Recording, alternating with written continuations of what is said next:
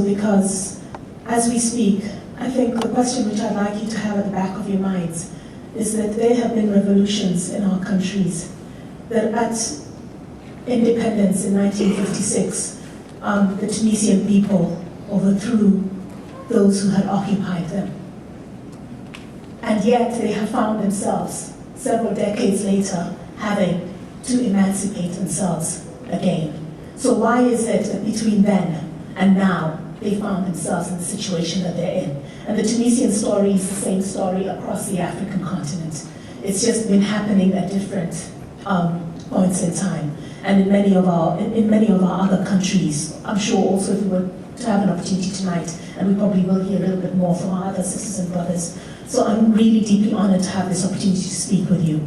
Kenya is at a situation where there's some aspects of things that we have dealt with, but we also are in a different stage in terms of what we have been trying to do in consolidating the gains that we have made over time, and that's some of the information that I want to share with you, specifically focusing on the issue of workers and workers' rights.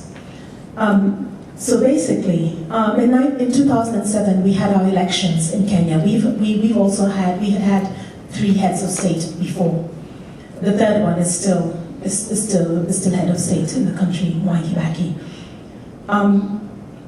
The elections of 2007 were disputed, and that resulted in a violent conflict. Over 1,100 Kenyans lost their lives, over 350,000 families were displaced and are still living in camps. And note it's families, so I can't actually give you the statistic of how many people there are that are still living as internally displaced persons in Kenya. The conflict required the intervention of the international community and through the African Union, which intervened through His Excellency Dr. Kofi Annan, the former Secretary General of the United Nations, Her Excellency Dr. Baraka Michelle, and His Excellency Benjamin Mkapa, the retired President of the Republic of Tanzania, who were the committee of eminent persons that were sent on a mission to mediate in the Kenyan conflict and ensure resolution of the conflict, a peaceful resolution of the conflict. On February 28, 2008, the National Accord was agreed by His Excellency Mwai Kibaki, President of the Republic of Kenya, and the Right Honourable Prime Minister Raila Odinga. The National Accord brought to an end the conflict that had ripped Kenya apart. However, Kenyans understood that what we were experiencing was only a temporary calm, much as what has been described in Tunisia. I think the Tunisian people understand that right now what they have is calm. They don't yet have peace. And that for the country to actually enjoy a sustainable peace, the root causes of the conflict would have to be addressed. Under agenda item number 4 of the Kenyan National Dialogue and Reconciliation, the long-term causes of persistent conflict in Kenya were identified and recognized. The need for the conclusion of the constitutional reform process was one of these factors. These are the things which, if Kenya does not address, we are likely to witness the recurrence of violence. And as people say, have told us time and again, it will make 2007 look like a Christmas party. Some of these factors include the legacy of inequality.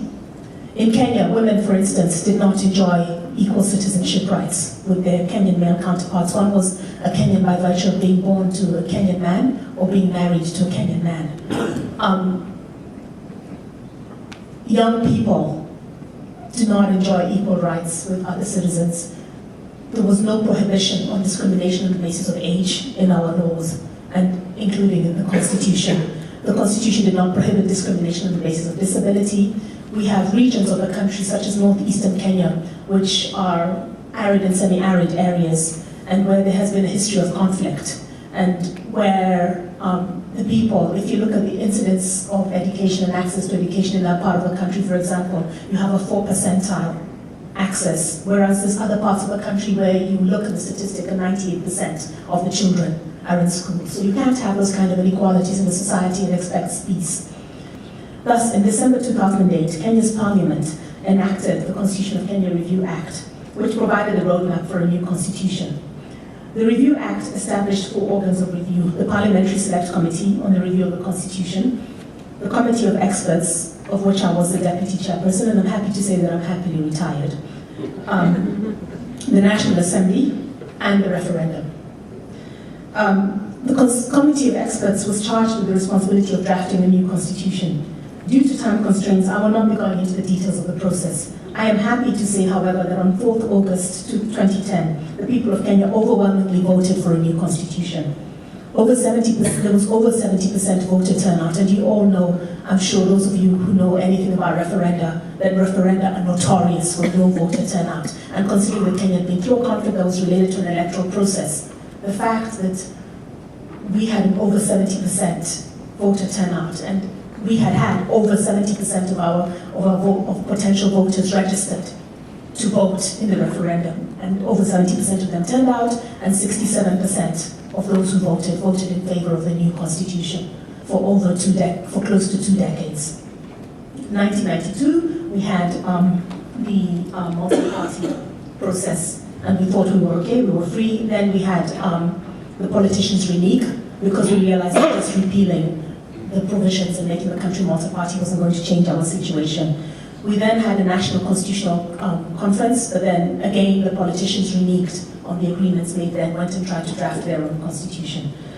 And so hence the electoral violence, hence the rejection of their draft in 2005, and then the electoral violence in 2007.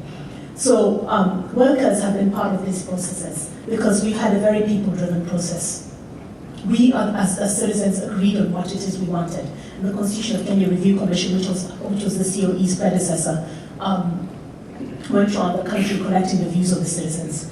So, but briefly, very briefly, the Central Organization of Trade Unions was represented at the National Constitutional Conference, and as well as in the Conflict Resolution Mechanism, the reference group for the process that just ended, that just culminated in August. But more importantly, because resistance to a new constitution was manifested through anti-reform forces that were really mainly ethno-political, that presented themselves as if it was a religious question, we could not rely on the support of the churches.